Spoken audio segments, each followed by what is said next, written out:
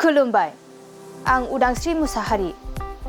बड'लेण्ड बुब्लिनि जानानै बयखौबो बरायना लाबाय। दिनै 10 नभेम्बर 2024।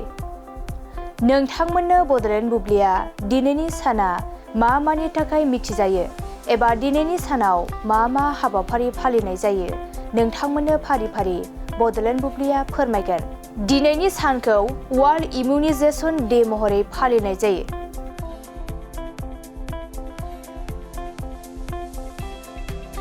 वर्ल्ड इमिउनाइजेशन डेआ मोनसे मुलुगनां सावस्रि आरो जोथोन सांग्रांथि सान, जायखौ बोसोरफ्रोमबो 10 नभेम्बराव फालिनाय जायो। बे सानखौ फालिनायनि थांखिया टिका थुनायनि गोनांथिनि बादै सांग्रांथि लाबोनाय, लोगोसे बेखौ बेरामफोरखौ माबोरै होबथानो हायो बेनि बादै सांग्रांथि गोसारहोनो थाखाय फालिनाय जायो। बेनि अनगायैबो दिनैनि सानखौ national tradition day in Argentina,